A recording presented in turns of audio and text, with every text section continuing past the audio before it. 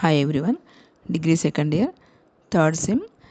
మన క్వశ్చన్ పేపర్లో పార్ట్ ఏలో ఉన్నటువంటి 3, 6 ఇవి శబ్ద రూపాన్ని. ఈ శబ్దాలకు మనము లింగం, విభక్తి, వచనాన్ని లిఖత, శబ్దలింగ విభక్తి, వచనాన్ని లిఖత అంటారు. మనకు పార్ట్ ఏలో థర్డ్ క్వశ్చన్లో 5 ఇస్తారు, 5కి 5 రాయాలి, ఈచ్ 1 మార్క్. 6th క్వశ్చన్లో 5 ఇస్తారు, ఈచ్ 1 మార్క్, 5కి 5 రాయాలి. మనకు ఇక్కడ శబ్దం ఇస్తారు ఒకటి, దానికి మనము ఏ లింగము రాయాలి, విభక్తి రాయాలి, వచనం రాయాలి.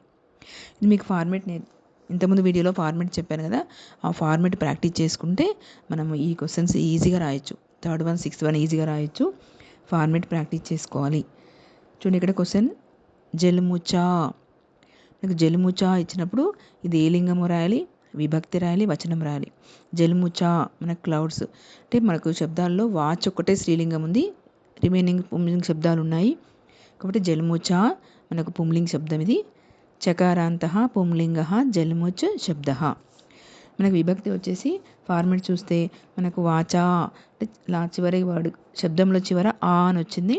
ఈ ఆ అన్న వర్డ్ మనకు ఇక్కడ ఏ విభక్తిలో ఉంది, ఏకవచనం తృతీయ విభక్తిలో ఉంది. ఆ అంటే జలుముచా. కాబట్టి మనము ఇక్కడ తృతీయ విభక్తి ఏకవచనం అని రాయాలి. చకారాంతః పుంలింగ జల్ముచ్ శబ్ద, తృతీయ విభక్తి ఏకవచనం. నెక్స్ట్ వర్డ్ వాచాం. మనకు వాచాం అన్నది స్త్రీలింగం. ఇక్కడ వర్డ్ వాచ్ అంటే వర్డ్ కాబట్టి ఈ స్త్రీలింగంలో మనకు వాచ్ శబ్దం ఒకటే ఉంది. ఓకే, వాచాం స్త్రీలింగం ఇది.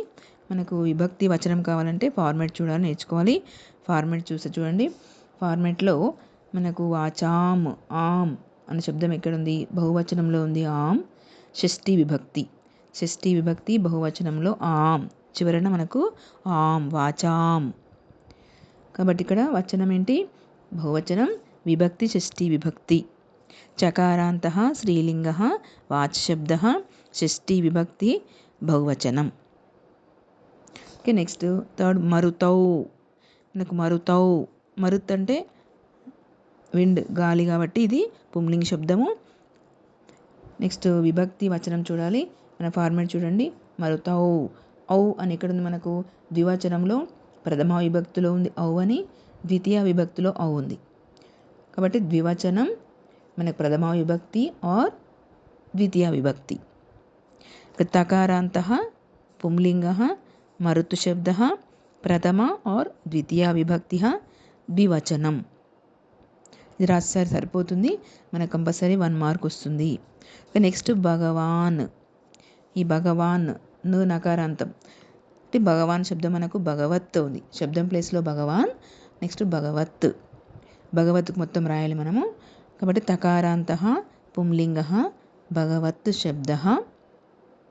మనకి విభక్తి వచనం చూసుకుంటే భగవాన్ మనకు ఫస్ట్ విభక్తిలోనే ఉంది, విభక్తి పదం ఇది కాబట్టి ప్రథమ విభక్తి ఏకవచనం, ఏకవచనం ప్రథమ విభక్తి. శబ్దం కాబట్టి ఇది ప్రథమ విభక్తి ఏకవచనం. తకారాంతః పుంలింగ భగవత్ శబ్ద, ప్రథమ విభక్తి ఏకవచనం. ఓకే, ఈ విధంగా మనము ఏ శబ్దం ఇచ్చినా కూడా మనకు ఫార్మేట్ చూసుకొని మనము ఏ విభక్తి, ఏ వచనము ప్లస్ లింగము ఈ 3 రాయాలి. ప్లస్ 5 ఇస్తారు మనకు, 5కి 1 మార్క్, 5 మార్క్స్ వస్తాయి. ఓకే, ఈ వీడియో మీకు నచ్చినట్లయితే లైక్ చేయండి, షేర్ చేయండి, సబ్స్క్రైబ్ చేయండి.